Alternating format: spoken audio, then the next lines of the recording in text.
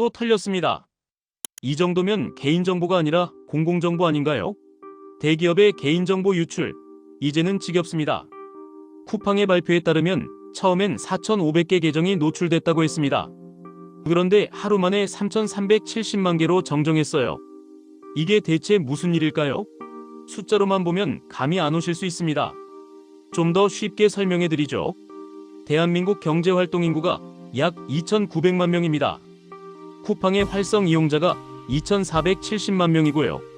이번에 유출된 계정이 3,370만 개라는 건 탈퇴한 회원 정보까지 포함해서 쿠팡을 한 번이라도 이용했던 거의 모든 사람의 정보가 털렸다는 겁니다.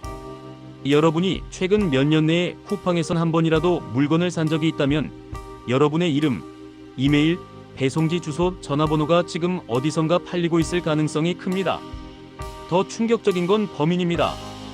쿠팡의 전직 직원, 그것도 중국인으로 추정되는 인물이 무려 5개월간 해외 서버를 통해 고객 데이터베이스에 무단으로 접근했다는 겁니다.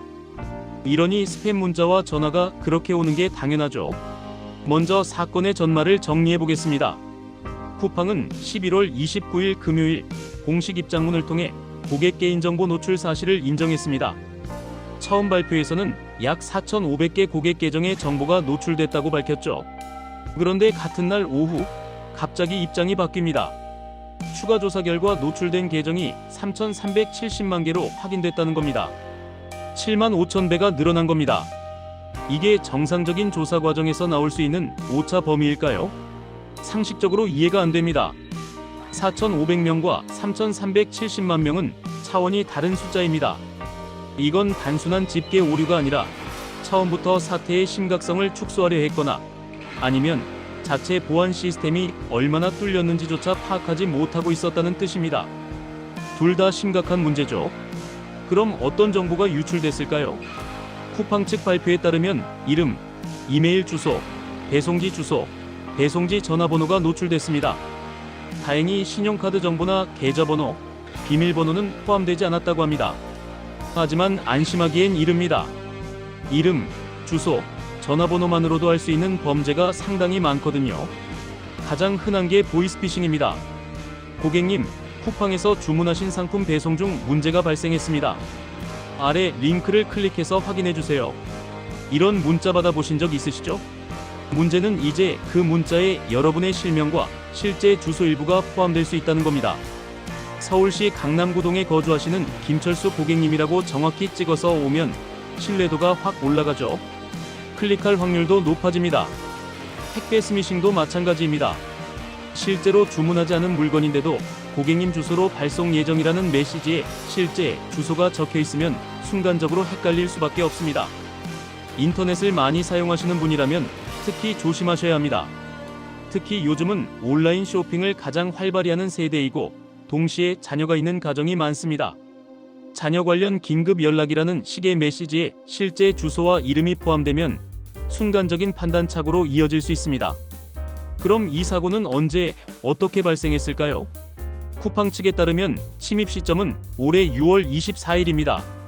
그리고 발견된 건 최근입니다. 즉, 최소 5개월 동안 누군가가 쿠팡의 고객 데이터베이스에 자유롭게 접근하고 있었다는 얘기입니다. 범인은 쿠팡의 전직 직원으로 추정됩니다. 그것도 중국인이라는 정황이 포착됐습니다.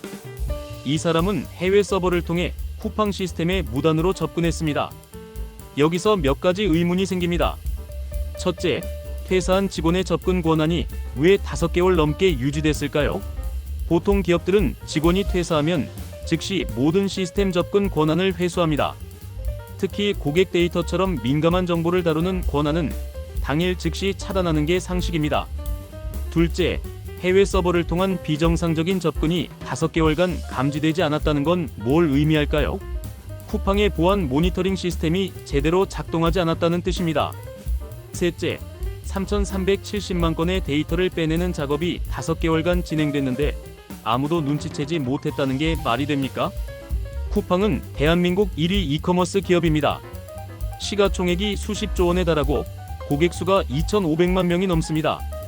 이 정도 규모의 기업이라면 당연히 국제 수준의 보안 체계를 갖추고 있어야 합니다. 그런데 이번 사건을 보면 그런 시스템이 제대로 작동하지 않았거나 아니면 아예 없었던 게 아닌가 하는 의심이 됩니다. 쿠팡은 뒤늦게 경찰청과 한국인터넷진흥원 KISA에 신고했고 외부 보안 전문가를 영입했다고 밝혔습니다. 하지만 이미 5개월간 유출이 진행된 뒤입니다. 소 잃고 외양간 고치는 격이죠. 쿠팡은 11월 29일 금요일 공식 입장문을 통해 고객 개인정보 노출 사실을 인정했습니다. 이번 쿠팡 사건에서 범인이 중국인으로 추정된다는 점 우연일까요? 최근 몇 년간 대한민국에서 발생한 주요 개인정보 유출 및 보안 사고를 살펴보면 중국과 연결된 사례가 유독 많습니다. 첫째, 보이스피싱 조직의 상당수가 중국을 거점으로 운영됩니다.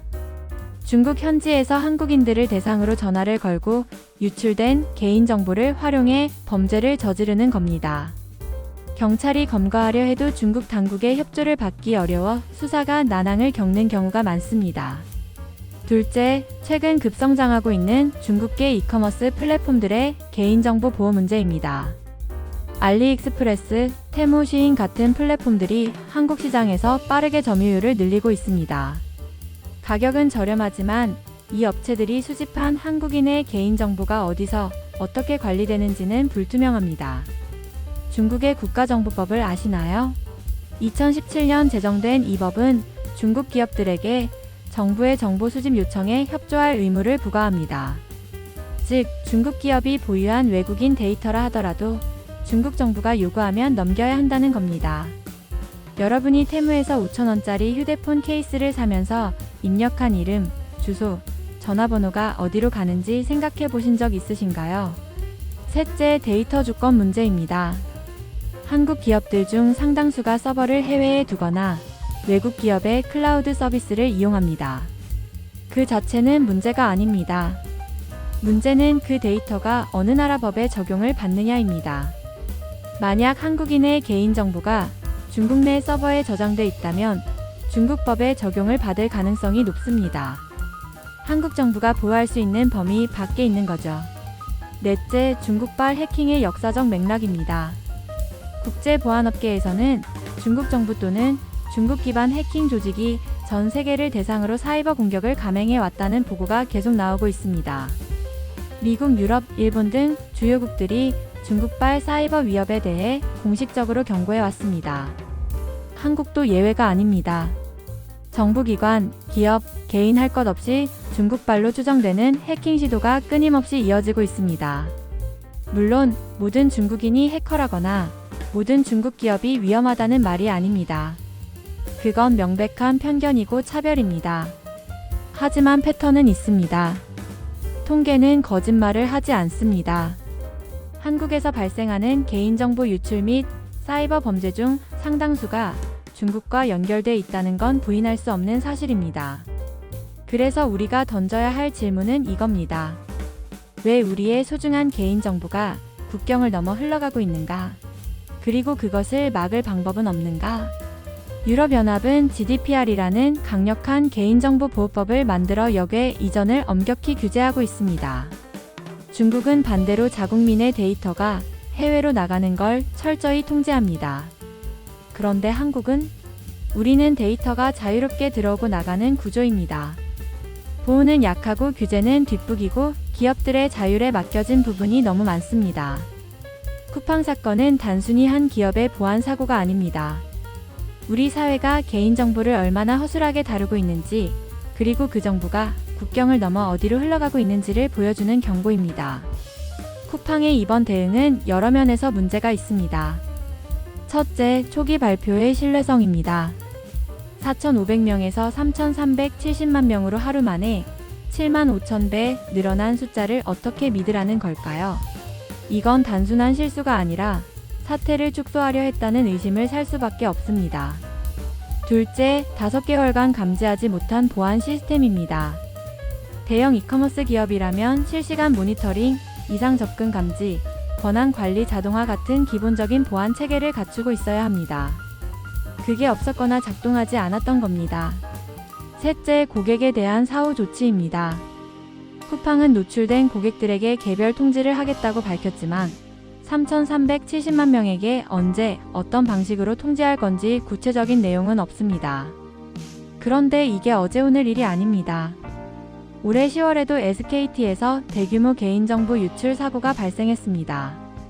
해커가 SKT 내부 시스템에 침입해 약 2천만 건 이상의 고객 정보를 빼낸 사건이었죠. 범인 역시 중국 해킹 조직과 연관이 있다는 정황이 드러났습니다. 통신사와 이커머스 업종은 다르지만 패턴은 똑같습니다. 중국 연관 해커, 내부 시스템 침입, 수천만 건의 정보 유출, 그리고 뒤늦은 발표. 대한민국의 대표 기업들이 이 모양입니다. 쿠팡뿐만이 아닙니다. 한국의 많은 기업들이 개인정보를 마치 자기 것인 양 쉽게 다룹니다. 유출되면 사과문 하나 올리고 몇 달 지나면 모두 잊혀집니다. 그리고 또다시 유출됩니다. 그럼 이런 기업들이 얼마나 무거운 처벌을 받을까요?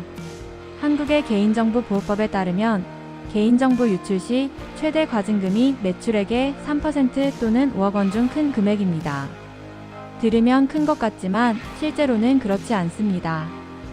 과거 사례를 보면 대규모 유출 사고가 발생해도 실제 부과되는 과징금은 수억 원에서 많아야 수십억 원 수준입니다. 2014년 카드 3사 개인정보 유출 사건 때 부과된 과징금이 KB국민카드 46억 원, 롯데카드 42억 원, NH농협카드 41억 원이었습니다. 1억 명이 넘는 정보가 유출됐는데 말이죠. 쿠팡의 연간 매출이 30조 원이 넘습니다. 3%면 9천억 원인데 실제로 그만큼 나올까요? 아마 과거 사례처럼 수십억 원 선에서 마무리될 가능성이 큽니다. 3,370만 명의 정보가 유출됐는데 말이죠. 그렇다면 우리는 어떻게 해야 할까요? 당장 여러분이 취해야 할 행동을 단계별로 말씀드리겠습니다. 첫 번째, 지금 즉시 비밀번호를 변경하세요. 쿠팡 계정은 물론이고 쿠팡과 같은 비밀번호를 사용하고 있는 모든 사이트의 비밀번호를 바꿔야 합니다. 은행, 카드사, 쇼핑몰, 포털 사이트 모두 확인하세요. 비밀번호는 최소 10자 이상 영문 대소문자, 숫자, 특수문자를 조합해서 만드세요. 비밀번호 관리 앱을 사용하면 더욱 안전하게 관리할 수 있습니다. 두 번째, 2단계 인증을 반드시 설정하세요. 비밀번호만으로는 더 이상 안전하지 않습니다. SMS 인증이나 인증 앱을 통한 2단계 인증을 활성화하면 비밀번호가 유출되더라도 추가 보안 장벽이 생깁니다. 특히 금융 관련 앱은 필수입니다. 세 번째, 해외 로그인 차단 기능을 켜두세요. 대부분의 주요 서비스들이 해외 IP에서의 접근을 차단하는 옵션을 제공합니다. 설정 메뉴에서 보안 항목을 확인해 보세요. 네 번째, 의심스러운 문자나 이메일은 절대 클릭하지 마세요. 특히 앞으로 몇 주간은 쿠팡을 사칭한 피싱 메시지가 폭증할 겁니다. 배송 지연, 결제 오류, 계정 정지 같은 메시지를 받으면 링크를 클릭하지 말고 공식 앱이나 웹사이트로 직접 들어가서 확인하세요. 다섯 번째, 본인 명의 신용정보를 주기적으로 조회하세요. 나이스평 가정부나 올크레딧 같은 신용정보 조회 서비스를 통해 본인 명의로 이상한 대출이나 카드 발급이 있는지 확인해야 합니다. 무료로 조회할 수 있으니까 한 달에 한 번씩은 꼭 확인하세요. 여섯 번째, 유출 피해 신고 및 보상 청구를 준비하세요. 한국인터넷진흥원의 개인정보 침해 신고센터에 신고할 수 있고 향후 집단 소송이 진행될 가능성도 있습니다. 관련 문자나 이메일을 캡처해 두세요. 하지만 솔직히 말씀드리겠습니다. 이런 개인적인 노력만으로는 한계가 있습니다. 근본적인 해결책은 제도의 변화, 기업 문화의 변화, 그리고 정부의 강력한 대응입니다. 기업들은 개인정보를 수익의 원천이 아니라 고객으로부터 맡은 신성한 신탁으로 여겨야 합니다. 유출 시 CEO가 형사 책임을 지는 수준의 강력한 제도가 필요합니다. 그리고 무엇보다 중요한 건 정부 차원의 대응입니다. 이번 쿠팡 사건, SKT 사건, 그리고 그 이전의 수많은 유출 사고들을 보면 명확한 패턴이 있습니다. 중국 연관 해킹 조직, 중국인 내부자, 중국 서버를 통한 접근. 이게 우연일까요? 이건 더 이상 개별 기업의 보안 사고 수준이 아닙니다. 국가 차원의 데이터 주권과 안보 문제입니다. 정부는 중국발 사이버 위협에 대해 명확한 입장을 세우고 실효성 있는 대응 체계를 구축해야 합니다. 중요 기업들의 고객 데이터베이스에 대한 접근 권한 관리를 강제해야 하고 해외 서버를 통한 비정상적 접근을 실시간으로 탐지할 수 있는 국가 차원의 모니터링 시스템이 필요합니다. 특히 중국인 직원을 채용하는 기업들에 대해서는 핵심 정보 접근 권한에 대한 별도의 관리 기준을 마련해야 합니다. 이건 인종차별이 아닙니다. 중국의 국가정보법과 실제 해킹 사례들을 고려한 현실적인 보안 조치입니다. 그리고 과징금 수준을 대폭 상향해야 합니다. 유럽처럼 매출의 4%, 아니 더 나아가 10%까지도 부과할 수 있어야 합니다. 그래야 기업들이 보안에 진짜 투자합니다. 우리의 일상이 기업들의 허술한 보안 때문에 위협받아서는 안 됩니다. 그리고 우리의 소중한 정보가 국경을 넘어 적대적일 수 있는 국가로 흘러가는 것을 방치해서는 안 됩니다. 3,370만 명. 이건 숫자가 아닙니다. 3,370만 개의 삶입니다. 가족이고 이웃이고 우리 자신입니다. 정부는 더 이상 방관하지 말고 국민의 정보를 지키기 위한 강력한 조치를 취해야 합니다.